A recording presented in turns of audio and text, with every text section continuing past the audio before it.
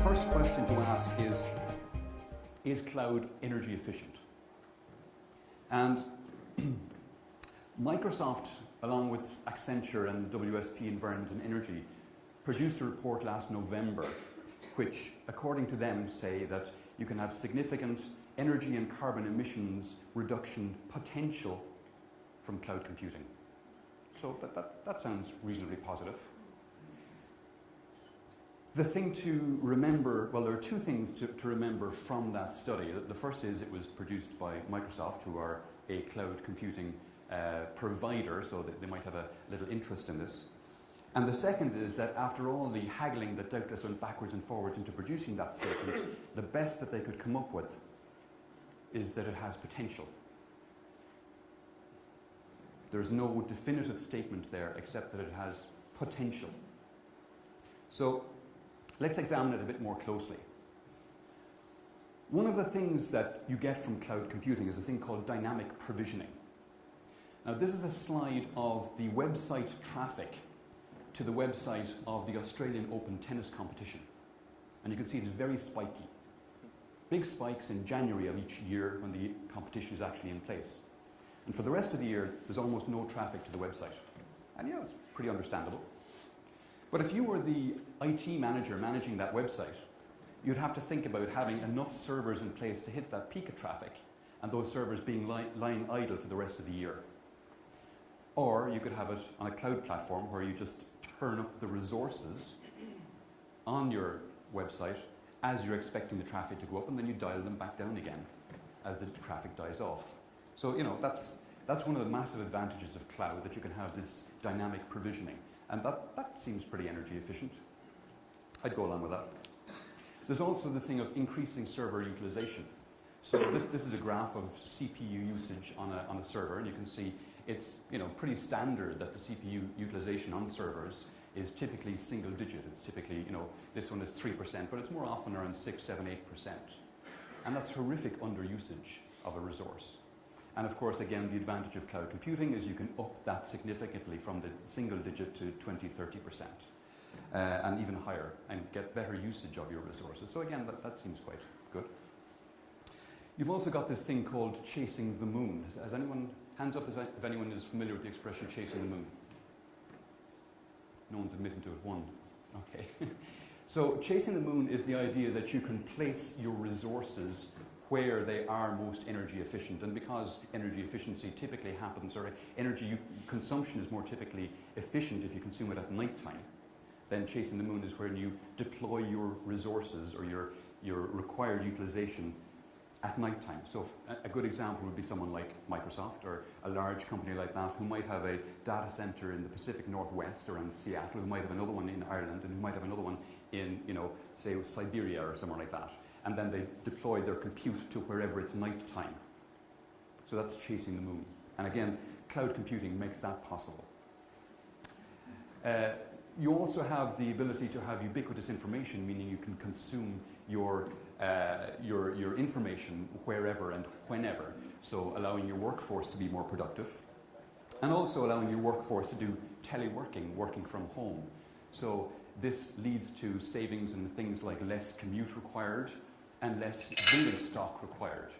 But you have to ask, is that less energy consumption, or is that just offsetting the consumption of the energy?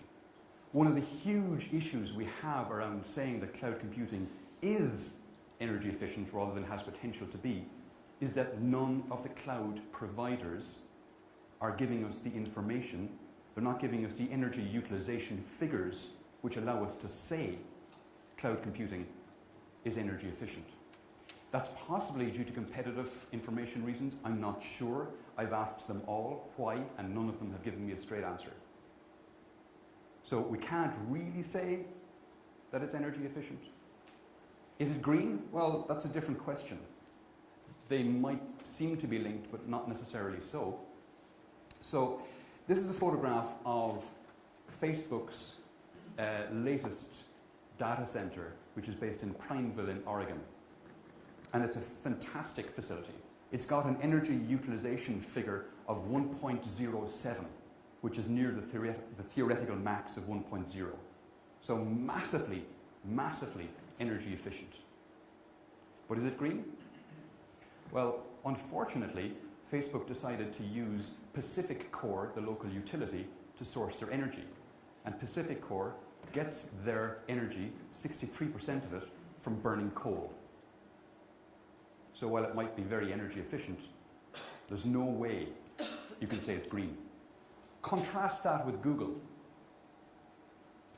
I was at the Google EU Data Center Summit in Zurich last week, and Urs Hulz, who runs their efficiency programs there, told us that $400 million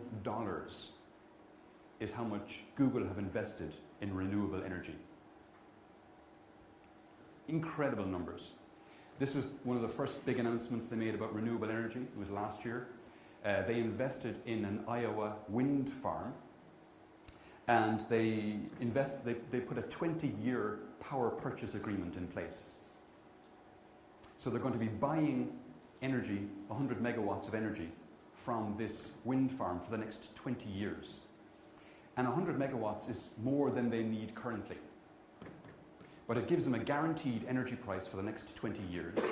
They've also registered a company on the FERC, the American Federal Energy Regulation Commission, to trade energy. So the extra energy that they're not using, they can sell on the open market and get renewable energy credits for it.